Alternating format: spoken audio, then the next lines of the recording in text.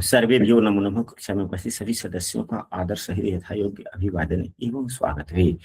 सभी सदस्य अपने अपने इष्ट देव का ध्यान करें। माता गायत्री के मंत्रों का एक बार उच्चारण अवश्य कर ले। साथ ही अपने प्रेरणा के स्रोत एवं अपने गुरुजनों को भी अंतर मन से अभिवादन कर ले। हम लोगों के द्वारा प्रतिदिन नियमित रूप से कुंडली फलादेश पर कक्षा आयोजित की जाती है, परंतु प्रत्येक सोमवार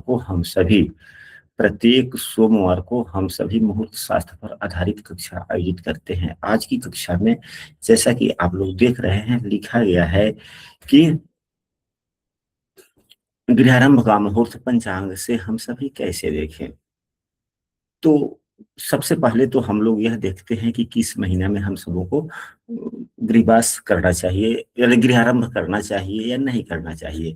तो यह सभी हम सबों ने पूर्व की कक्षाओं में बहुत बढ़िया से अच्छे ढंग से हम सबों ने पढ़ा। और यहाँ देखिए मुहूर्त चिंतामणी में भी मास के बारे में बतलाया गया है। हम लोग जरा एक बार उसको हम लोग देख लेते हैं।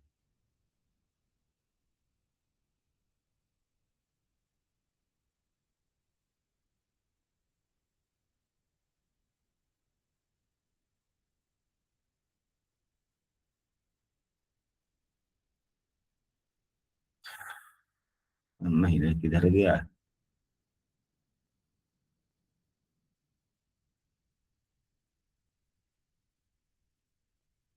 हाँ, देखिए यहाँ पर दिया जा रहा है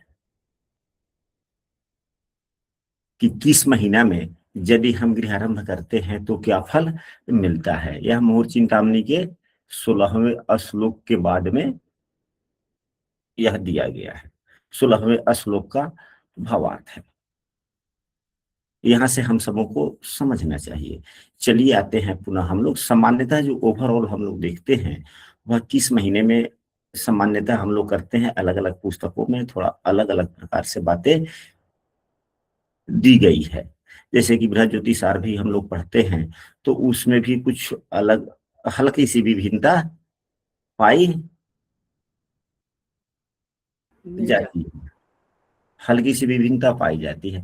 तो हम सबों को किसी भी एक पुस्तक को आधार मान मान हालांकि मुहूर्त चिंतामणि भी अपने आप में अच्छी बात है, ये ठीक है।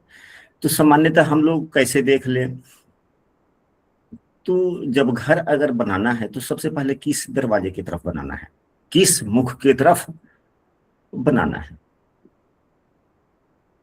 तो यह कहा गया है। वैसे हमें जहां तक अब याद है, पुस्तकों की बात नहीं करते, जहां तक हमने पढ़ा है उसके आलोक में, अगर पूरब या पश्चिम का दरवाजा हो तो सावन भादो माघ फागुन, सावन भादो माघ फागुन लिखा गया है, सावन भादो माघ फागुन। लेकिन उसमें भी सूर्य की स्थिति के आधार पर है, तिथि के आधार पर है। सावन भादो माघ फागुन, सावन भादो माघ फाल्गुन, यह पूरब एवं पश्चिम के लिए है। अब इसके बाद में उत्तर एवं दक्षिण मुख का यदि अगर घर बनाना है तो उसके लिए अन्य महीने बतलाए गए हैं। उसके लिए अन्य महीने बतलाए हैं। बैसाख ज्येष्ठ कार्तिक अगहन, बैसाख ज्येष्ठ कार्तिक अगहन, बैसाख ज्येष्ठ कार्तिक अगहन, बैसाख ज्येष्ठ कार्तिक अगहन। अब ये तो हम लोगों ने मास चयन कर लिया। अब बृहद ज्योतिषार में क्या कहा जा रहा है कि किस महीना में उत्तम है, किस महीना में उतना उत्तम नहीं है। बृहद बृहद ज्योतिषार पुस्तक जो है उसके पृष्ठ जो हमारे पास में है उसके पृष्ठ संख्या 1 पर, पहले 1 कह रहे हैं, पृष्ठ संख्या 116 पर। तो चैत्र मास को वर्जित किया गया है। तो इस यहाँ पर जो हम लोगों ने 8 महीना लिखे, इसमें चैत्र मास नहीं है। बैसाख में अच्छा बात बतलाया गया है तो बैसाख है। ज्येष्ठ महीना में अच्छा नहीं बतलाया गया है। ज्येष्ठ महीना में अच्छा ज्योतिषार में अच्छा नहीं बतलाया गया। अच्छा नहीं बतलाया गया है। तो ज्येष्ठ महीने को हम लोग क्रॉस कर देते हैं, ज्येष्ठ महीने को क्रॉस कर देते हैं। इसके बाद में आषाढ़ भी अच्छा नहीं बतलाया गया है। सावन में अच्छा बतलाया गया है तो सावन है, ठीक है। भादो भी अच्छा नहीं बतलाया गया तो भादो को हम लोग क्रॉस कर देते हैं। भादो को हम लोग क्रॉस कर देते हैं। क्रॉस कर देते हैं। भादो को हम लोगों ने क्रॉस कर दिया। अब इसके बाद में आश्विन में ठीक नहीं तो इसमें है ही नहीं। कार्तिक में भी उतना उत्तम नहीं बतलाया गया। कार्तिक महीने में भी उतना उत्तम नहीं बतलाया गया। कार्तिक महीने में भी उतना उत्तम नहीं बतलाया गया। अगहन में ठीक है। बैसाख और अगहन यह 2 महीना उत्तम हो गया दक्षिण उत्तर के रुख के लिए। अच्छा, इसके बाद में पूष महीना भी ठीक है। और माघ फाल्गुन के लिए मना है। माघ, अब यहां पर देखिए ना, माघे तू बहुसो लाभम, यहां पर देखिए माघे तू बहुसो लाभम, माघे तू बहुसो लाभम, यानी कि माघ में तो बहुत लाभ होता है। तथैवा अग्नि भयम दिशेत, तथैवा अग्नि भयम दिशेत, यानी कि अनेक प्रकार का लाभ तो होता है परंतु अग्नि डर जाती है। अग्नि भय भी होता है। तो अगर लाभ भी हो और अग्नि भय भी हो तो व्यक्ति क्या शुरू करेगा? नहीं करेगी, नहीं करेगी। नहीं करेगा ना। अब कितने विद्वानगण हैं, सो वह माघे तू बहुसो लाभ हम पढ़ लिए, इतना ही तक रह गए।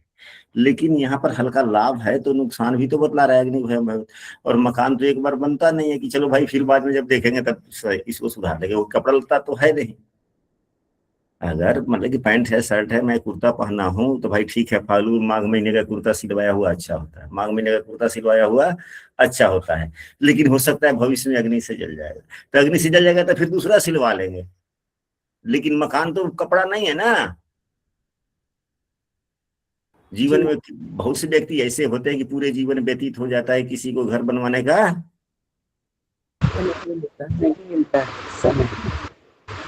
नहीं मिलता।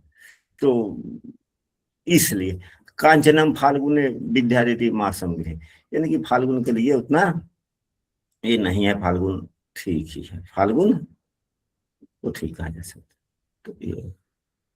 तो यहाँ भी अब माघ महीना खराब हो गया ना। जी गुरु जी जी।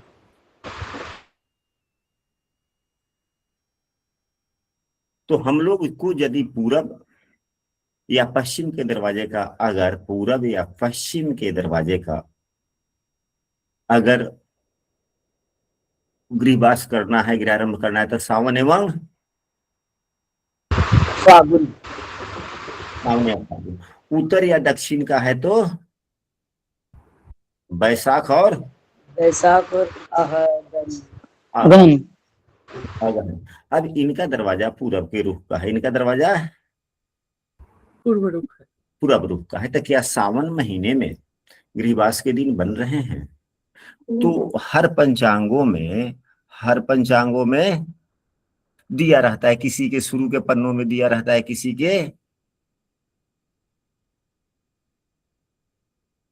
में भी दिया जा रहा है। तो यहां पर देखा जाए, हम लोगों ने पढ़ा है, हम लोगों ने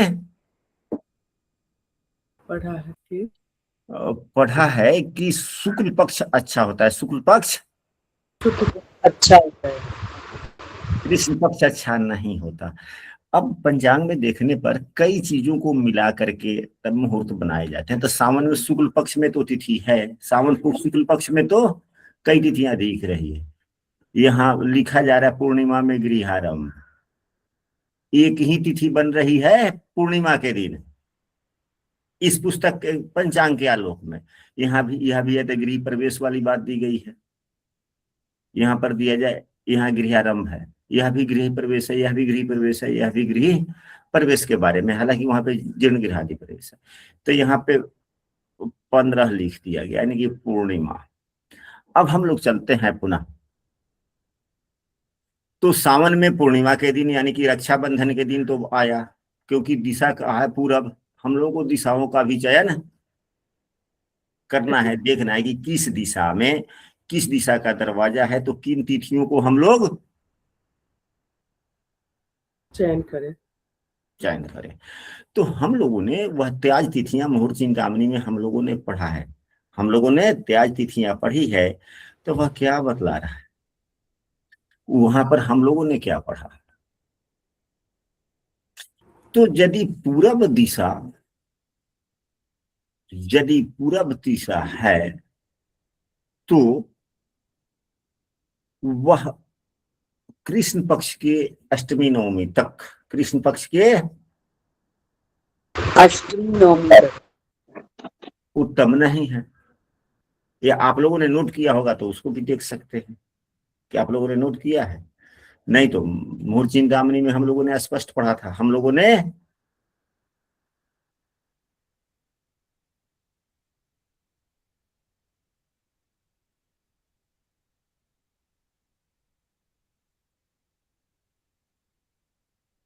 संजय जी अनुष्ठान में, उनको तो सब श्लोक सहित याद रहता है।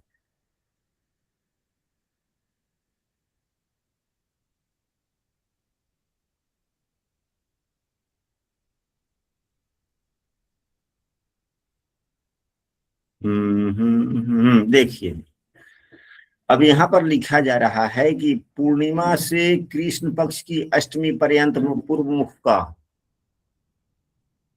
तो क्या अब इस सावन महीने में यदि पूर्णिमा तिथि है भी और गृहारंभ का मुहूर्त है, तब पूरब दिशा वाले क्या गृहारंभ कर सकते हैं? जी। हमने पुस्तक आपको दिखला दिया, हमने आपको पुस्तक बतलाया। यहाँ पर देखिए ना,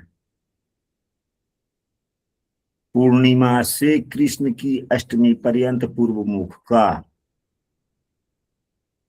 यानी कि पूर्णिमा तिथि और कृष्ण पक्ष की अष्टमी तिथि तक पर्यंत पूर्व मुख का कर सकते हैं गुरु जी। घर बनाना शुभ नहीं होता। यहाँ पे चारों दिशाओं के बारे में लिखा गया है, पूर्णिमा से अष्टमी तक पूर्व मुख का, कृष्ण पक्ष के नवमी से चतुर्दशी पर्यंत तक उत्तर मुख का, अमावस्या से शुक्ल पक्ष की अष्टमी तक पश्चिम मुख का, नवमी से सुबह चतुर्थ दक्षिण मुख का घर बनाना शुभ नहीं होता। नहीं बनाता। तो क्या सावन में गृहारंभ हो सकता है पूर्व के दरवाजे का? नहीं हो सकता, नहीं हो सकता पंचांग के आलोक में। नहीं, ये तो सिर्फ पूर्णिमा का है ना, आगे भी तो देखेंगे। हाँ, तो आगे के लिए हम लोगों ने, अब तो फिर जब सावन नहीं है तो फिर तो एक फाल्गुन महीना में होगा ना फिर, जी। पूरब दिशा के लिए। अब पूरब मुख का दरवाजा भी है, तो फिर हम लोग यही मुहूर्त चिंतामणि पुस्तक में पढ़े ना, 16वें श्लोक में यहाँ पर दिया गया है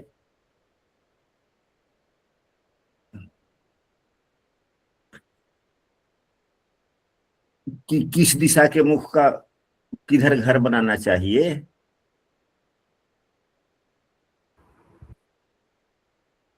अभी हम लोगों ने पढ़ा है ना, या पिछली कक्षा में भी हम लोगों ने पढ़ा है ना, आप लोगों को भी तो कम से कम स्मरण में रखना चाहिए कि किस श्लोक में हम लोगों ने पढ़ा।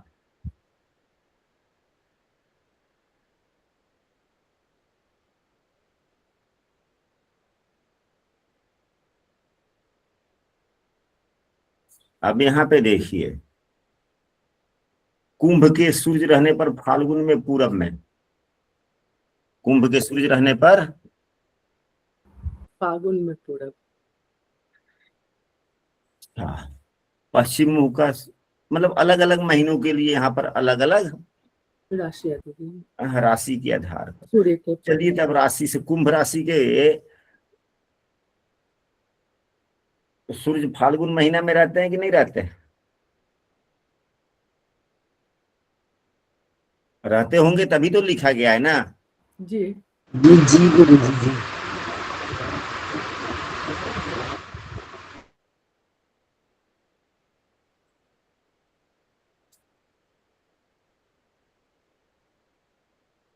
चलिए हम लोगों को जो अध्ययन करना चाहिए उस विषय वस्तु पर आते हैं।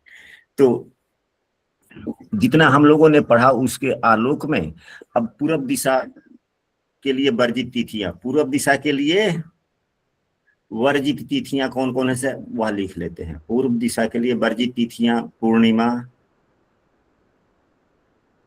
से लेकर कृष्ण पक्ष की अष्टमी तिथि तिथि तक। इसके बाद में पश्चिम दिशा के लिए अमावस्या से लेके अष्टमी तिथि तक।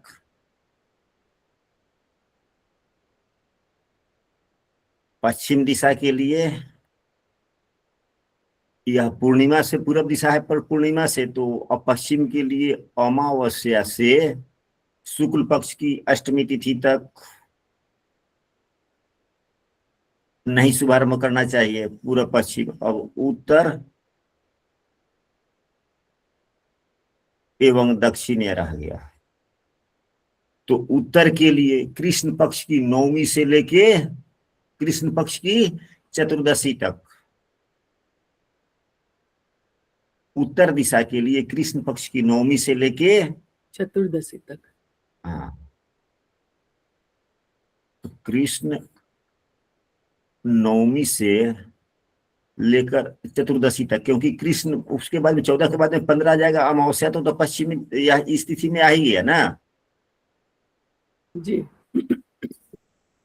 अब दक्षिण दिशा के लिए तो शुक्ल पक्ष की नवमी, शुक्ल नवमी से लेके शुक्ल चतुर्दशी तक, इतना हम नहीं कर सकते। नहीं कर सकते। यह तो द्वार दिशा हुआ, मतलब कि यह द्वार दिशा की तिथियां हो गई। अब इसके बाद में और चलते हैं, जो जो सावधानियां हम सबों को बरतनी चाहिए। अब और क्या क्या सावधानियां बरतते हैं?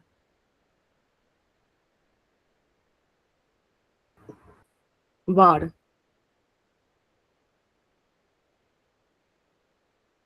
शुभवार हो तो और अच्छी बात है, शुभवार हो तो अच्छी बात है। तिथियों में शुक्ल पक्ष अच्छी है, तो शुक्ल पक्ष में कम से कम रिक्ता तिथि नहीं होना चाहिए।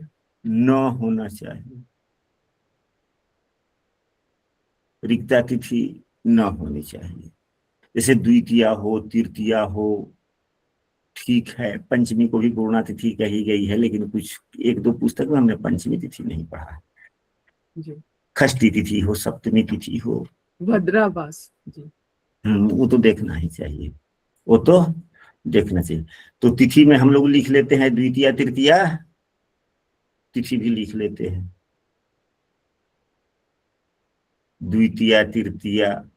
पंचमी षष्ठी किसी किसी पुस्तक में रहता है कि ठीक करना चाहिए, किसी किसी पुस्तक में नहीं करना चाहिए। नहीं, तो पंचमी षष्ठी इसको तारांकित कर देते हैं। सप्तमी हुआ,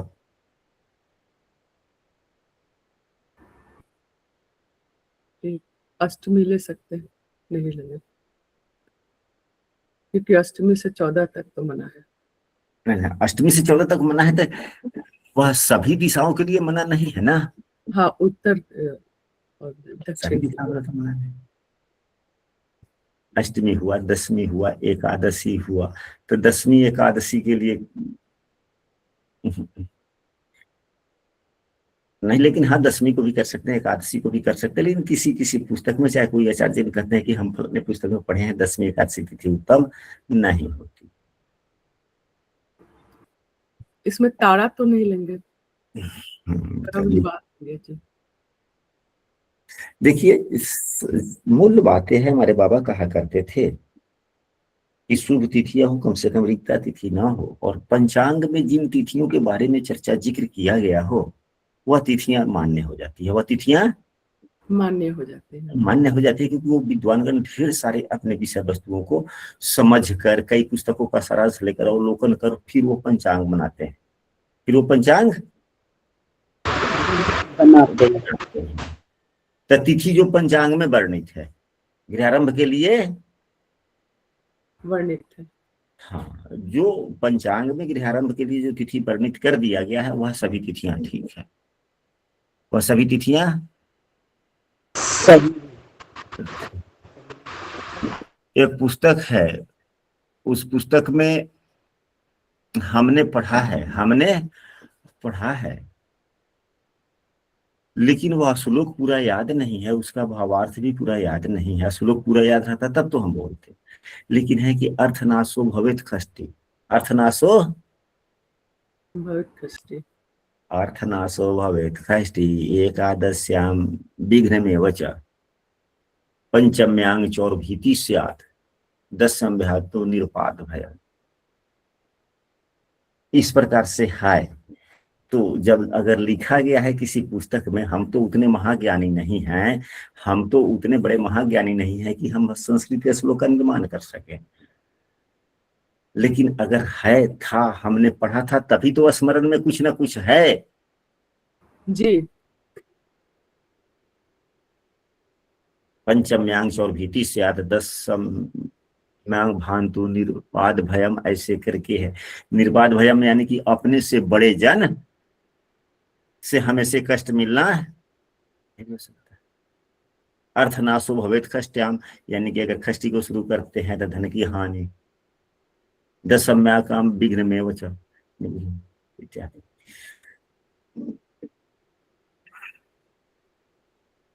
अब इसके बाद में दिन, जो व्यवहारिक दिन है, केवल क्रूरवार को छोड़कर, क्रूरवार को छोड़कर। अब मास शून्य तिथियां हैं, मास शून्य तिथि को भी हम सबों को वर्जित करना चाहिए। वर्जित करना चाहिए। तिथि में जो शुभ हो, जो पंचांग में दिया गया, अच्छा, लेकिन किसको वर्जित कर देना है? मास शून्य तिथि।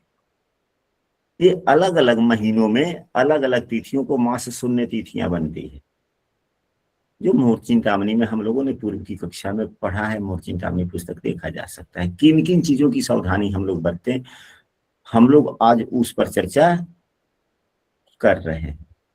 दिन की बात की जाए तो केवल क्रूर ग्रह ना हो, क्रूरवार ना हो, क्रूरवार ना हो। ना हो।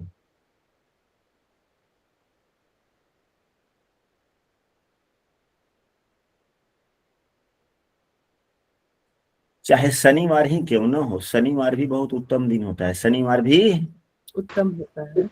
उत्तम दिन होता है। अगर शनि ग्रह आप पर प्रसन्न हो गए तो फिर ब्रह्मांड का कोई दिक्कत आपको दुनिया में है ही नहीं, क्योंकि शनिदेव अगर प्रसन्न रहते हैं तो आपको दायित्व निर्वहन करने की क्षमता प्रदान करते हैं, कर्तव्यशीलता देते हैं, ईमानदारी देते हैं, समय से अपना काम करने का प्रेरणा देते हैं। यह सभी चार काम कौन से ग्रह देते हैं? शनिदेव। यानी कि अपने दायित्वों के निर्वहन करने की प्रेरणा, मन में ईमानदारी की प्रेरणा, समय से काम करने की प्रेरणा, सेवा वृत्ति की प्रेरणा, ये सभी शनि देव देते हैं। और जिनमें यह सभी गुण हो, उनके कोई दुश्मन हो सकते हैं क्या? उनके जीवन में कोई समस्याएं आ सकती है क्या? बिल्कुल भी नहीं। बिल्कुल भी नहीं। इसलिए शनिवार भी ठीक। हाँ, रविवार अधिकारतावादी है। अब रविवार है तो वह अधिकार दर्शाता है, तो जिस पर आप चाहे अधिकार दर्शाइएगा तो शत्रु हो ही जाएगा। और मंगल जहां है वहीं पे है दंगल, वहीं पे गलत है।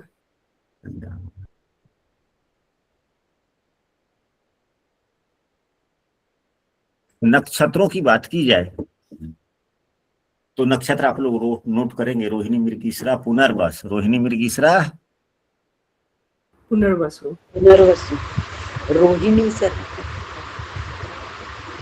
रोहिणी, मृगशिरा, पुनर्वसु, पुनर्वसु।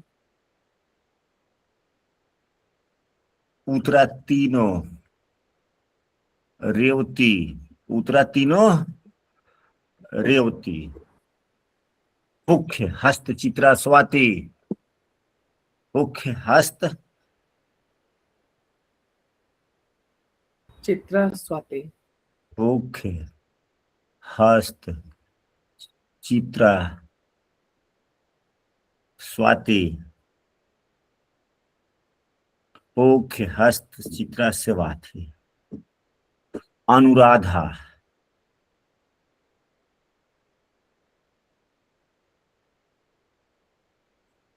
श्रवण भी, श्रवण ठीक है, श्रवण नक्षत्र भी ठीक है। अनुराधा और श्रवण नक्षत्र, एक नक्षत्र और हो सकते हैं विशेष। आप लोग मुहूर्त चिंतामणि पुस्तक के पन्नों को अवलोकन कर सकते हैं। यह तो हुआ नक्षत्र, यह हुआ नक्षत्र। नक्षत्र।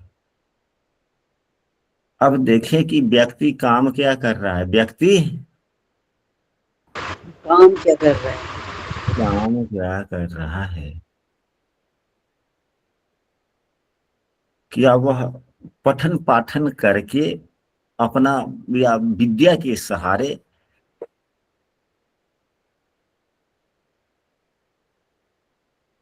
काम कर रहा है?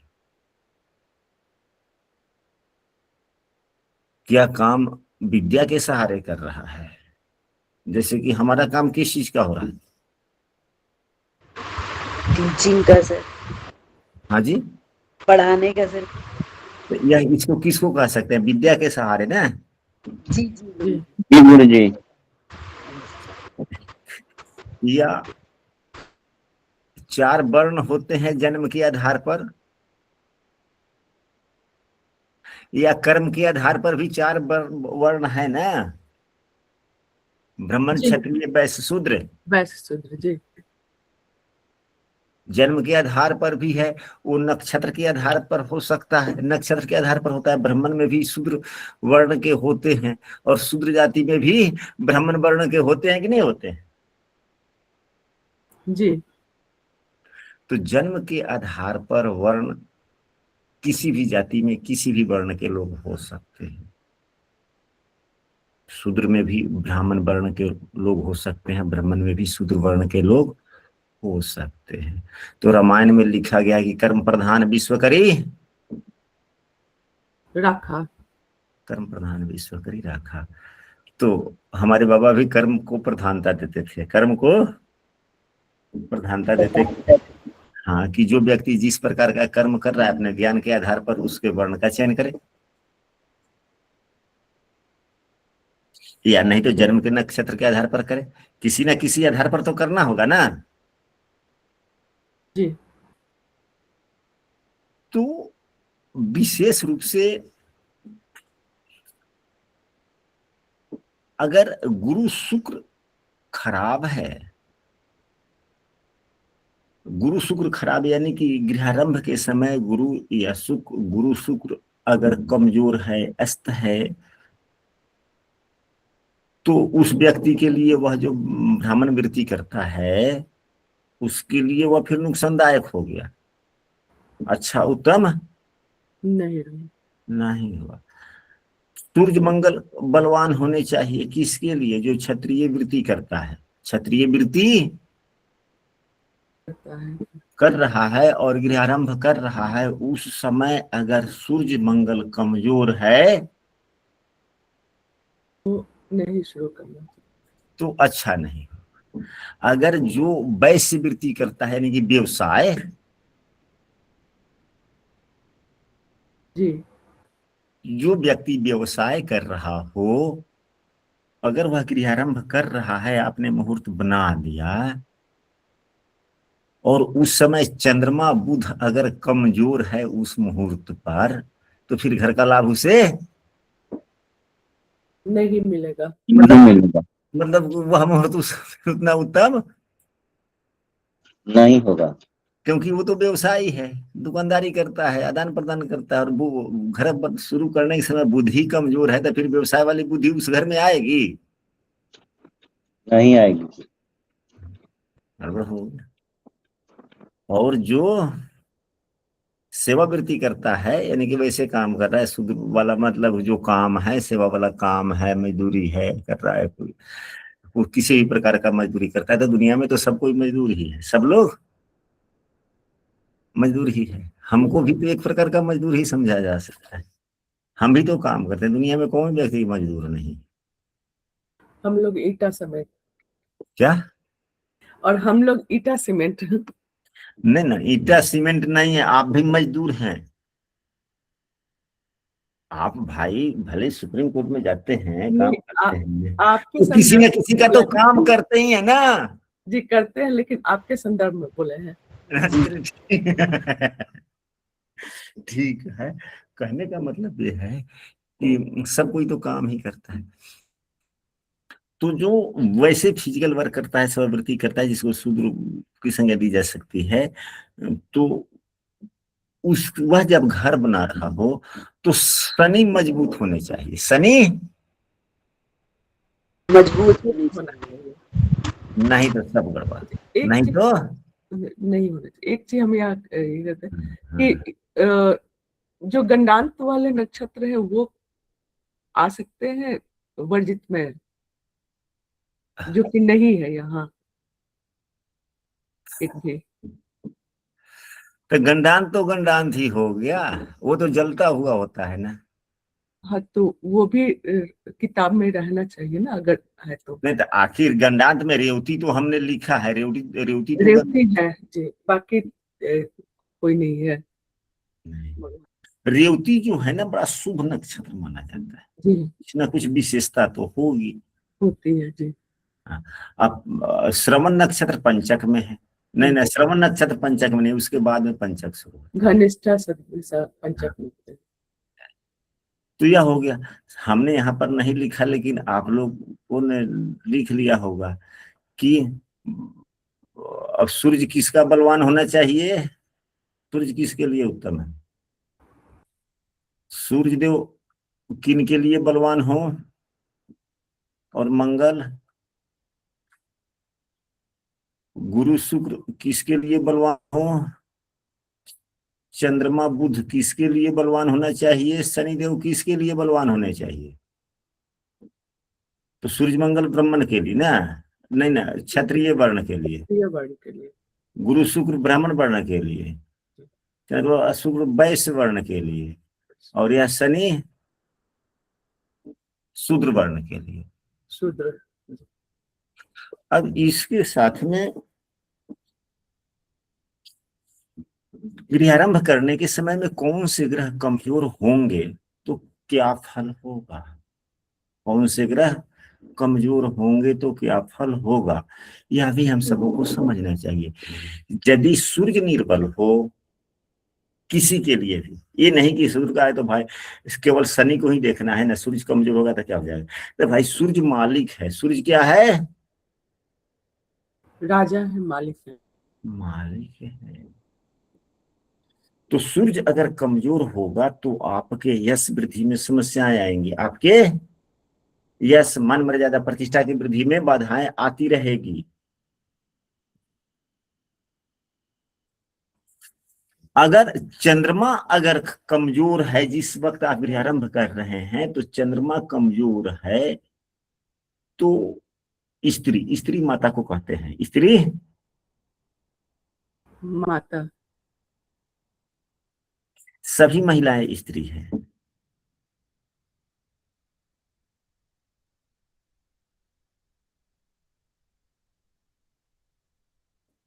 स्त्री लिंग में आ गया। चलिए देखो,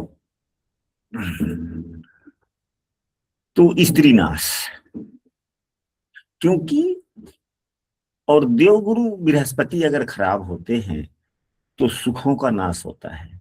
शुक्र देव अगर कमजोर रहते हैं, उस समय जिस समय हम गृहारंभ कर रहे हैं, शुक्र देव अगर कमजोर है तो द्रव्य का नाश, यानी कि हम कितना भी कमाएंगे, धन इकट्ठा करना चाहेंगे, लेकिन उन्नति में उतना नहीं।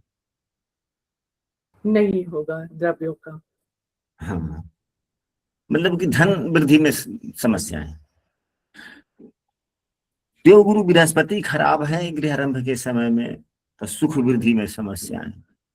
चंद्रमा खराब है तो खास करके जो महिलाएं हैं, घर की जो बड़ी बुद्धि महिलाएं हैं, सबसे उनके स्वास्थ्य से संबंधित समस्या है। सूर्य खराब है तो घर के मालिक को परेशानियां या यश प्रतिष्ठा की वृद्धि में परेशानी है। आज की जो यह कक्षा है स्मरण के आधार पर चल रही है, इसलिए थोड़ी बात आगे भी हो सकती है, उसे भी जा सकती है। तो यह हुआ।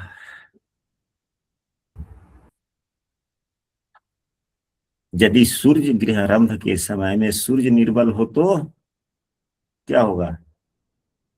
घर का मालिक, घर का मालिक को समस्या, यश वृद्धि में समस्या।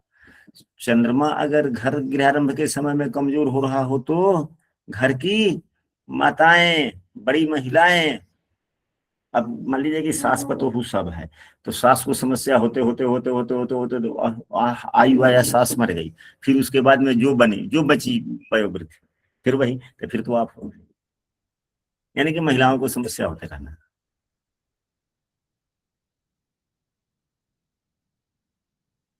अगर गुरु खराब है, कमजोर है गृहारंभ के समय में, तो घर के सुखों में समस्याएं आए दिन आता रहे। अगर सुख, अगर शुक्र खराब है, कमजोर है, अस्त है, तो धन की समस्या। गुरु जी शनि खराब हो तो, शनि अगर खराब हो तो सभी ग्रह एक के साथ थोड़े ठीक हो जाएंगे। अब अगर शनि खराब है तो बाद बाकी गुरु शुक्र बलवान है, सूर्य चंद्रमा बलवान है, तो फिर खराब होने से क्या फायदा?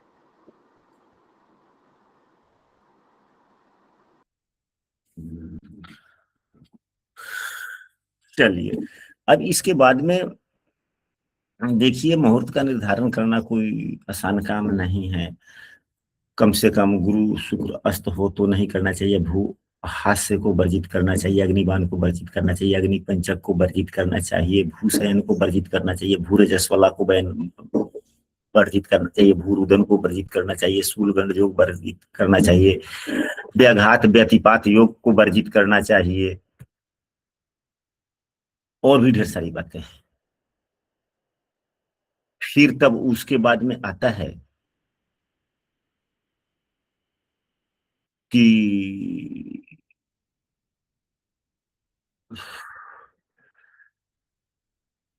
हाँ, वैधृति योग, पंचक इत्यादि।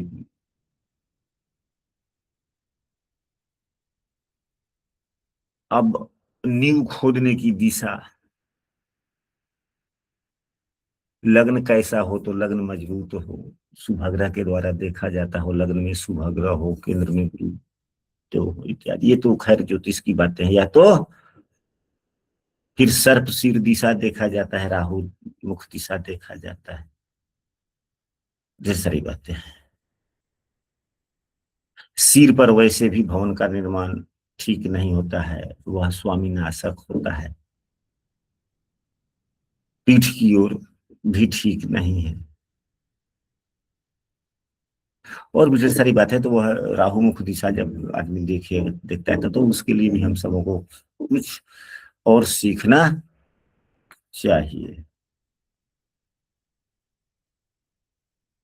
आशा करते हैं कि आज की विषय वस्तु भले ही अपने आप में पूर्ण न हो,